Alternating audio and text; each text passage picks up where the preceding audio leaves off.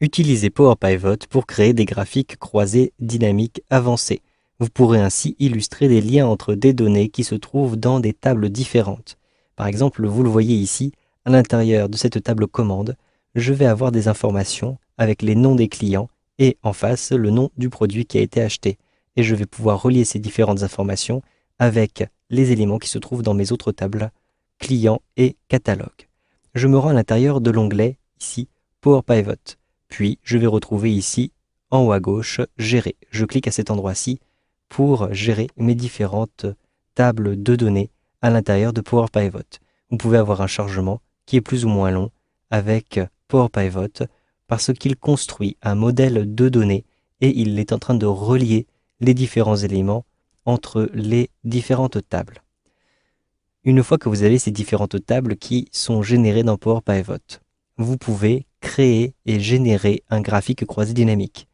Rendez-vous à l'intérieur de l'onglet Accueil à cet endroit-ci, puis retrouvez ici Tableau croisé dynamique. Un simple clic, vous avez ici la possibilité de créer un graphique croisé dynamique.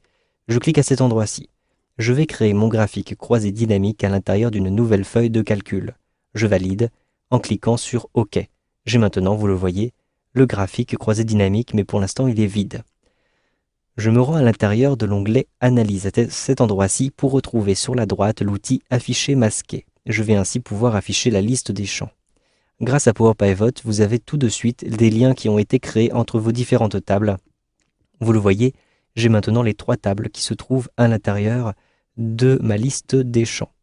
Pour retrouver maintenant les champs qui m'intéressent, par exemple, je souhaite croiser les informations de catégories de produits avec les informations de région des clients. Donc je me rends à l'intérieur, ici, de la table catalogue et je vais retrouver les catégories. Je vais mettre les catégories en légende. Ensuite, je vais descendre un petit peu et je vais retrouver maintenant les informations qui concernent les clients. Donc j'ouvre ici le contenu de la table client et je vais déplacer les régions, cette fois-ci pour les axes de mon graphique. Et enfin, je vais avoir besoin des informations qui dépendent de mes commandes. Par exemple, la valeur toute taxe comprise de mes commandes. Donc à l'intérieur de cette liste-ci, je vais retrouver la valeur toute taxe comprise que je vais mettre ici en valeur.